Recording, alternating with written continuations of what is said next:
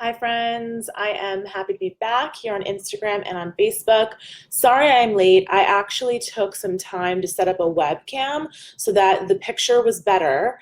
You can report back to me and let me know if it is on Facebook. On Instagram, I'm sorry, you're just seeing me on my iPhone, which is actually the best webcam there is, to be honest. So I am excited to talk this week. A lot of people wrote me last week and basically were saying that they were releasing a lot of stuff, that a lot of stuff was coming up, that a lot of releasing was really the word that kept coming up for so many people. And I think the reason is because we are gearing up for this full moon, and that full moon is going to open what we call eclipse season. So in July, we have two eclipses, and you know, I am hoping that eclipse season this year is not too intense, because last summer we had a very intense eclipse series of 3 eclipses last summer. And I think that hopefully this is going to be a little bit more of a balanced energy this eclipse season. And that's because we've got Mars and in play with the North Node. Last year was in play with the South Node. South Node is all about releasing. North Node is all about what we're going toward. It's what we're growing. On the South Node side, we've got Saturn and Pluto coming together with the South Node. So it's going to be intense. On some level, it's going to be intense. I do think that this is a grand shift of your foundation. Whatever the structure is that has been holding you up for however long, that is being shifted. Saturn and Pluto only come together about every 35 years. I was actually born with this, so this is in my chart. So it's really interesting for me, but it's also interesting for me to see how it's playing out for other people that don't necessarily have it in their chart. But there is a shift of the foundation, the shift of the structure that is holding you up. A lot of people are moving right now. A lot of people are renovating their homes. A lot of people are going through big changes that are shifting their home life or their work life, especially if they've been in their job for a long time. So those are some of the themes I'm seeing. But to dial it back into this week, I only mention that because next month we're going to be talking about it a lot. So I don't want to spend all our time today talking about it, but I do want to mention it because I think there are some things going on this week that are going to give us a taste of what's coming up next week when we move into the full moon, and then next month when we move into eclipse season. Okay, so today we've got this first quarter moon. So the first quarter moon is that halfway point between the new moon and the full moon. And when you're at that halfway point, it's a good time to just check in with your new moon intention, check in with where you're spending your energy, and make sure that you're spending it in the way that you intended on spending it this lunar cycle. The sun is squaring Neptune today, and so that can bring on some anxiousness because Neptune rules the things we cannot see. Neptune rules illusion. This whole week, I feel like Neptune is the theme because everything is connecting back to Neptune. Neptune is the ruler of Pisces. You can think of Neptune, as he's the god that rules the ocean, and the things that we can't see. Water is so healing, but also can be so destructive. So Neptune can go in either direction, being the great healer or being a great destructive force. When you've got that destructive force of Neptune, it often comes through being delusional or disillusioned, being duped, being taken advantage of. Do not be scared that you're going to be taken advantage of, but if you're in a relationship right now, especially a romantic relationship or a financial partnership, and you feel like you're being duped in some way, if that intuition is coming on strong, then you need to pay attention to that. Now, mind you, there is a difference between your intuition and your mental chatter. if if your story is I always get taken advantage of, then this thing I'm saying is probably not for you. But if there's something in your gut telling you that this situation is not right, please listen to that. We are in the midst of a series of squares between Neptune and Jupiter, and that's also playing into this. So you've actually got the Sun, Jupiter, and Neptune creating what we call a T-square in the sky, and that is happening early this week as well. So all of that is telling me that we have a tendency to assume the worst. We have a tendency to assume the best. We have a tendency to feel that we are greater and stronger and more capable than we are. We have a tendency to feel that we are completely stuck in doubt and do not realize our capabilities.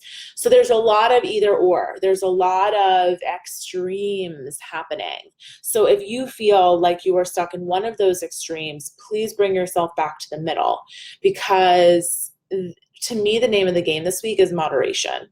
It's not going in one direction or the other. It's not the polar opposites. It's spending some time in the middle. That's hard for a lot of us, especially those of us that are cardinal signs. So I'm talking to you, my fellow Aries, my Capricorns, my Libras, and my Cancers. You guys, along with me, we don't necessarily do moderation as well. Sagittarius doesn't do moderation too well either. You know, there's a lot of signs that don't do moderation well. Fixed signs, you guys are probably going to have an easier week of it. So all that is to say, moderation is key. So if you feel like you are going to the extreme in one sense or another, whether that is, you know, exercising, eating, drinking, sex, shopping, you name it, work, try to pull back, try to find some moderation this week, try to exhibit some restraint. Saturn loves restraint. Saturn is really a strong force always for us here on Earth, but, you know, he is a big part of what's going on because Saturn and Pluto are together with the South Node, and that is bringing on a lot of that release. And here's the thing, Saturn can make things difficult. Saturn is hard lessons. It's the stuff that we need to learn, but we don't necessarily have fun learning. And with that said, if your release is something that you've been really resistant to letting go of, Saturn might be making that harder for you than you would like it to be right now. And that could be where the trouble or the struggle was last week. The other thing is Mars is with the North Node. And so when Mars is with the North Node, there is this feeling of let's go, let's go, let's go. Let's get to the action. Let's make it happen. We're going toward the North Node. We're going to where you're growing. Forget all that stuff in the past. That's Mars. Mars is impatient. I know. He's my ruling planet. He wants to get it done. He wants to get going. So there is a speeding up of this energy, and it is being catapulted by Mars. But Saturn wants to do it slow and steady because that's what Saturn likes to do. So we are also approaching this Mars-Saturn opposition. That's going to happen on Friday. And that's going to be tough because, as I just explained to you, Mars wants to go, go, go, and Saturn wants to pull back, be really deliberate, and make smart choices and investigate what the options are and be really mindful about it. And that's all really good stuff, but Mars is like, let's make it happen. So that's going to cause a little bit of discontent, a little bit of discomfort on Friday. And that is happening with the nodes, which we've been talking about, because the nodes are going to be the name of the game next month, because the nodes are what make eclipses eclipses. So that's what's going on this week. That's kind of the energy, this feeling of don't get pushed or pulled in either direction. Try to find the middle, even though that's going to be challenging. On Friday, you've got a grand trine in water as well. So we're going to have the moon, Mars, North Node, and Mercury are all going to be together in Cancer. The moon is over here, and he's going to be in Scorpio. And then you're going to have Neptune over here in Pisces. And Neptune in Pisces is kind of like this, the planet I kept coming back to this week as I was preparing for the Astrocast. I feel like Neptune is really muddying the waters of what's going on right now. So any confusion, any feelings of being in the dark, that's very Neptunian, okay? So all of that is to say that on Friday, we're going to want to go, go, go, because Mars is going to oppose Saturn, and then there's going to be part of us that wants to pull back, and we're going to feel conflicted between those two emotions, and we're going to have a grand trine of water. And grand trine of water just basically means that we're going to feel all of that. We're going to feel it deeply because there's going to be a lot of water in the sky. And when there's a lot of water and there's a grand trine in water, it's emotional. So Friday's going to be emotional. By the way, emotions are not a bad thing. Sometimes when we move forward in life, it is sad to let go of what we once had, even though we know it's good for us. And therefore, it is going to be emotional. That's Friday. So then we move into the weekend, and we've got the Sunday. Friday and Sunday are the two big days this week, okay? So Friday, we've got that Mars opposite Saturn with the nodes. We've got the grand trine in water. You know what's going on there. You're going to be emotional. You're going to be pulled in two directions.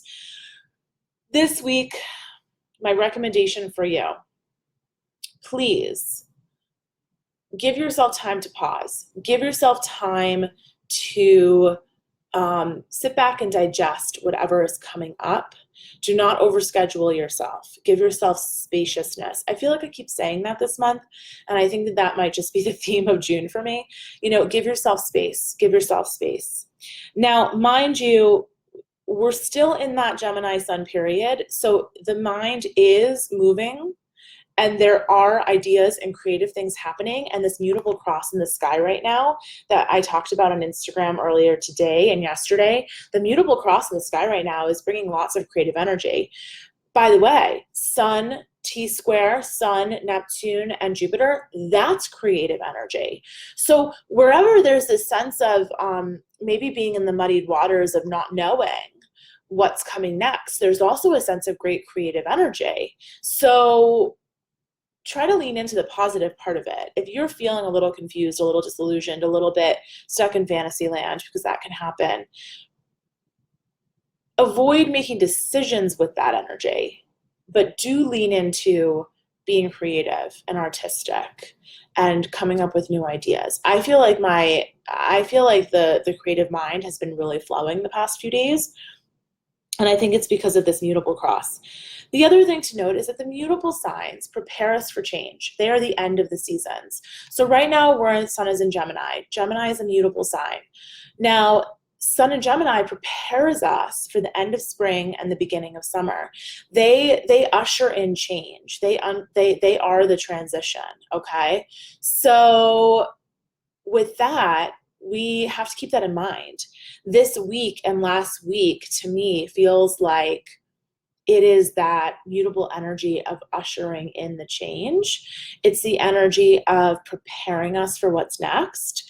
It's the energy of prepping us for those eclipses, which are going to bring the big wallop punch of change. It's not going to be as gentle, So really pay attention to how you're being prepared for eclipse season right now. Pay attention to the people that are cropping up, the decisions that are cropping up that you have to make, the opportunities that are cropping up, the ideas that are cropping up. Pay attention to all of that right now, because I think we're getting a taste of what we're going to have to do and the decisions we're going to have to make in July. And by the way, eclipses always illuminate the things that we don't want to necessarily look at. So if you're seeing stuff you don't want to look at right now, this is a taste. It's only going to get more intense in July, okay? All of that is not to scare you, but all of that is to say, pay attention to it and deal with it. Don't ignore it. Okay, so Sunday is the other big day this week, and we've got Jupiter square Neptune. That that is going to perfect. So we've got that energy in the sky right now, but they're not perfectly square. They're going to come to a perfect square on Sunday. And this is going to be this can be spiritual expansion. Can be your creative gifts coming to the surface.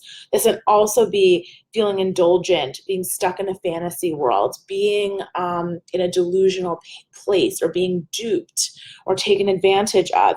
This time can test your faith, because you might be like, oh, of course this is happening to me. So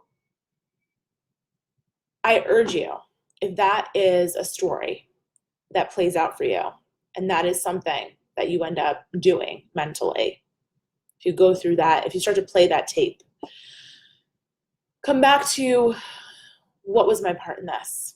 How did I contribute to this? Do I have control in this situation? And what can I do to change the situation that I'm in right now? Those are important things to consider with this particular square, this particular aspect of Jupiter square Neptune, because on one hand, it can make us expand our creative mind, expand our spiritual capacity, expand our compassion. On another hand, it can expand our vulnerability. It can expand our naivete. Okay, so again, play the middle. I keep coming back to this. This week is not about extremes. It's about staying in the middle, even though the planets might feel like they're pulling you to extremes. Okay. You also are going to have Mercury opposing Saturn on Sunday. So that's going to come into the mix as well. And Mercury is now in Cancer. So it's a really interesting time, because we've got the Sun in Gemini, and the Sun in Gemini is still like, talking up a storm, having a good time. Venus is there. She wants to go out and see all of her friends and have fun. And then Mercury is in Cancer. So the mind might be moving a little bit slower than your desires. Your mind might be moving a little bit slower than your ego. And that's okay. That's part of the journey right now. So pay attention to all of those things. I really do feel like this is a big, grand pull in many directions, and the universe is trying to teach us to just hold the center. So what can you do to hold the center? Is that your meditation practice? Is that your yoga practice? Is that waking up a few minutes early, journal every day? Is that just having 5 minutes by yourself to have your cup of coffee in the morning, or 5 minutes by yourself before you go to bed at night? Whatever it is that brings you back to center, really lean into that this week. Okay, so I wanted to just go over the moons for the week, because as I always say, the void of course moons are something that are important to take note of. So the void of course moons, today we have a very long void moon. So the moon has been void all day, since 8 a.m. this morning. I'm in New York City, so I'm working with Eastern Standard Time. And it's going to go direct at 8:29 p.m. tonight, and it's going to go into Libra. So the moon energy right now has been in Virgo. Virgo is a workhorse. Virgo likes to get stuff done. Virgo likes to, cross the T's, dot the I's, make the spreadsheets, do the emails, follow up, get things done, cross things off the to-do list. That's very Virgoan. So we've had the moon in Virgo, and now we're going to move into moon in Libra. And with the moon in Libra, it's going to be much more about relating, and those one-on-one relationships, which could also bring up a lot of the energies we talked about. So when we move into the moon in Libra, you might feel a little more, you might feel like your relationships are the things that push you to assume the best, assume the worst, jump to conclusions, all of those things. Wednesday, though, we're going to have another long void of course moon. So I always recommend with void of course moons, basically what that means is the moon is on a long country road with no cell phone service. So the moon is not talking to other planets. It's not a great day to initiate something. Whenever the moon is void, it's not the best time to launch something. It's a great time to sit back, to meditate, to study, to do the work that you normally do every day, to get a massage, to take care of yourself. to do the mundane stuff like the laundry. You can get stuff done during the void of course moon. It's just not a great time to necessarily sign contracts or launch big things. So the void of course moon, Wednesday, 11:15 a.m. all day. Again, all day. Monday, we've had an all-day void moon. Wednesday, we're going to have basically an all-day void moon. Anything you want to get done, get it out in the morning before 11:15, okay? Hi, Marcy. So then on Thursday, right after midnight on Thursday, the moon is going to go into Scorpio. And then on Friday, we're going to have another void moon. So at 3:45 p.m. on Friday, again, Friday, summer Fridays, get all your stuff done before 3:45 p.m. on Friday. And then Saturday, the moon will go direct into Sagittarius at just after 5 a.m. on Saturday. So the weekend should be fun because we're going to have a Sag moon all weekend. Sagittarius loves to have a good time. So looking forward to that. And then that prepares us for the full moon on Monday at 4:31 a.m. Eastern Standard Time. Right after the void moon, it's gonna right after the full moon rather. The moon is gonna go void until 12:13 p.m. It's gonna go into Capricorn. So basically, that means that you've got a few big blocks this week where the moon is void and not working hard. And that means that you probably should take a note from the moon and find some spaciousness in your calendar and chill out and hang back and get to the mundane stuff and find that moderation we talked about earlier in the broadcast. So that's what I've got for you today. I am taking readings for July for eclipse season. So if you have not had a reading with me and you would like to have one, this is a great time. Eclipse season always can be really stressful, even if you don't think it's going to be stressful. Sometimes the emotional energy that gets churned up by the eclipses can be stressful even of itself, even if you don't necessarily have outside pressures. And I think that's all I got for you. If you don't have the real sign guide, go to my website, veronicapreti.com, and click real sign guide, and you can get it. It is my free astrology guide, and it's based on your sun sign, and you will find essential oils for your sign. You will find some mantras for your sign. You'll find your real housewife archetype. Yeah. And speaking of Real Housewives, Lisa Vanderpump is in her second Saturn return. So she turned 60. So she's actually completing her second Saturn return. And I might talk about that soon because I think it's really interesting.